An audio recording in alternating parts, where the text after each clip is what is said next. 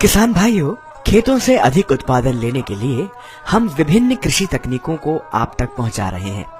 आइए इस वीडियो के माध्यम से हम आप तक मल्चिंग तकनीक के विषय में जानकारी पहुंचाते हैं। किसान भाइयों, मल्चिंग एक ऐसी प्रक्रिया है जिसमें मिट्टी को जैविक सामग्री या प्लास्टिक द्वारा ढक दिया जाता है। ये विधि मृदा में उचित तापमान एवं नमी बनाए रखती है एवं मृदा संरक्षण के साथ ही पौधों की उत्पादकता को बढ़ाने में भी कारगर सिद्ध होती है।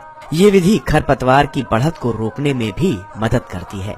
यही नहीं, मल्चिंग करने से बीज अंकुरण जल्दी होता है व मृदा से होने वाली बीमारियों का प्रकोप कम हो जाता है। किसान भाइयों, मल्चिंग दो प्रकार से की जा सकती है।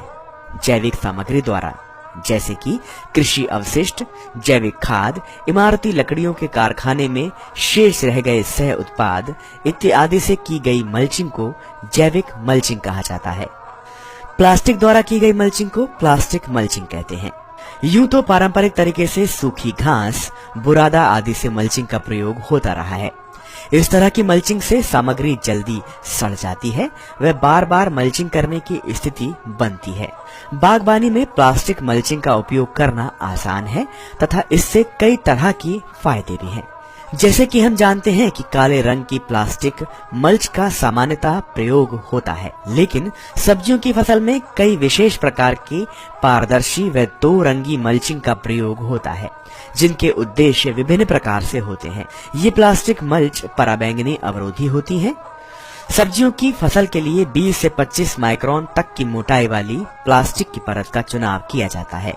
आइए प्लास्टिक मल्च बिछाने की विधि को समझते हैं। किसान भाइयों, सबसे पहले खेत की तैयारी बहुत आवश्यक है। खेत में उठी हुई क्यारियां बना लें। इस क्यारी की ऊंचाई 10 से 15 सेंटीमीटर और चौड़ाई 125 से 150 सेंटीमीटर रखें। प्लास्टिक शीट के मध्य में पंच या बड़े व्यास पाइप या हथौड़े के उपयोग से छेद बना लें। वैकल्पिक रूप से एक गर्म पाइप को इस्तेमाल में लिया जा सकता है। खेतों में बनाई गई कतारों की लंबाई के समान प्लास्टिक की लंबाई रखें।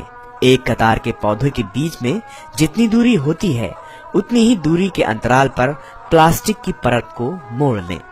उदाहरण के तौर पर यदि दो पौधों के बीच में 45 सेंटीमीटर की दूरी है तो प्लास्टिक की परत को प्रत्येक 45 सेंटीमीटर के अंतराल पर मोड़ा जाएगा। इस प्रकार एक क्यारी की मल्च में 2 छेद कर सकते हैं। प्लास्टिक की मल्च को बिछाने से पहले मृदा की अच्छे से गुड़ाई कर लें अथवा सही मात्रा में खाद तथा उर्वरक डाल दें। प्लास्टिक मल्च के एक छोर को मिट्टी में अच्छे से लंगर डालकर बांध दें। तत्पश्चात प्लास्टिक की परतों को खोलना शुरू करें। मल्च बिछाते वक्त मिट्टी के डेले तोड़ लें। साथ ही साथ अगर खरपतवार या मोटी लकड़ी के टुकड़े हों तो उन्हें हटा लें। फावड़े की सहायता से दोनों तरफ से प्लास्टिक मल्च को मट्टी से अच्छी तरह से ढक दें ताकि तेज हवा से मल्च उड़े नहीं। स्थिर रखने के लिए चारों तरफ से उसे मिट्टी के अंदर दबा दें। अब बीज उपचार के उपरांत बीजों को सीधे प्लास्टिक में किए गए छेद से बो दें। प्रतिरोपित फसलों में अंकुरित पौधों को सीधे इस छेद में डाल दें। यदि प्रतिरोपित पौधे सीधे एवं स्थिर न हो तो ध्यान दें कहीं पौधा मल्च की परत से टकरा तो नहीं रहा। अगर ऐसा है तो नाजुक पौधे सूख सकते हैं। इसके बाद बीज या प्रतिरोपित पौधों को फुवारे की सहायता से पानी दें। मल्चिंग पौधे की रोपाई से पहले या बाद में भी की जा सकती है। यदि पौधे पहले से प्रतिरोपित किए जा चुके हैं तो मल्चिंग प्रतिरोपण के 3 से 7 दिन बाद जब पौधे सीधे एवं स्थिर हो जाएं तब करें। ऐसी अवस्था में प्लास्टिक मल्च के एक छोर को मट्टी में लंगर डालकर बांध दें।